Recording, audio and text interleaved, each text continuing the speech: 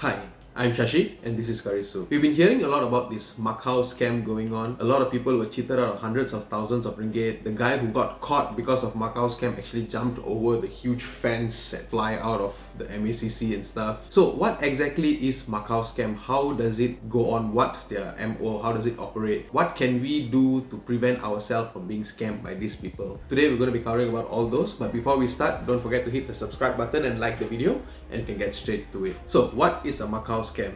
There are two theories of why this thing is called Macau scam. First was the first victim of Macau scam is from Macau, and second is that this sort of scam happens a lot in Macau. That's why we gave it the name Macau scam. But both these theories have no factual evidence of it. This is just what people say. So what is it? A Macau scam is actually any scam which happens through a phone. A phone call will come to you and they will somehow, using whatever method they can, force you to transfer money to their account. So this is what it is basically. The most common form of Macau scam is those which involve lucky draw. Someone suddenly calls you and say, you just won 2 million ringgit lucky draw.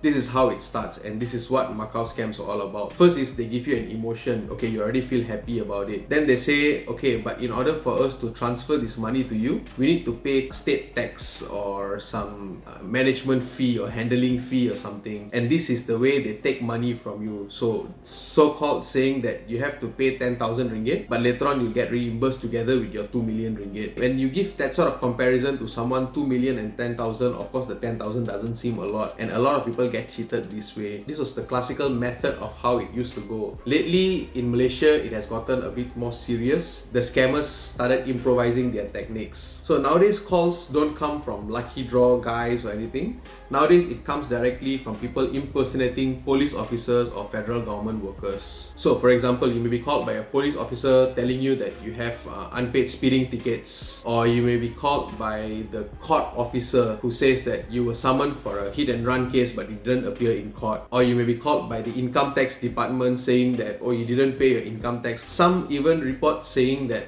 they got called from MACC personnel saying that they were involved in bribery and money laundering charges. Okay, so first they give you this fear saying that you did something wrong, and then they give you sort of a promise. We can help clear your name for you, or we can help settle this case for you, but you have to transfer this amount of money to this particular police officer's account for safekeeping. Later we'll reimburse to you. That is step number 2. And then finally they'll say, okay, if you don't pay up, we will arrest you, we will take court action, we will freeze all your accounts. This is to reinforce the fear, and a lot of us who don't really want to get into unnecessary trouble, we usually believe these people and actually pay up the money because they are very good at what they do. They will talk exactly like federal officers. They know all the tricks to instill fear in you so that you'll just pay up the money and not think of what's actually going on. So if you're getting any of these calls, if you ever got any of these calls, the simplest way is don't do the transaction, don't do any money transfer. Just call up your bank or police so that they can help you sort out what's actually going on. Any payment you want to do for your ticket, any payment for income tax and stuff, all of this will always have a black and white copy. No one will ask you to blindly transfer money into this sort of federal agencies. So the next time you get a call and you know you weren't involved in that incident, whatever it may be, hit and run or anything, do not panic, do not start worrying. Just hang up the call and call up the bank directly to us, or call up the police station directly to us if there's any case under your name. So that's it for Macau Scam. What I want to ask you is, have you ever had this sort of problem before? Has anyone called you before? Any scammers like this?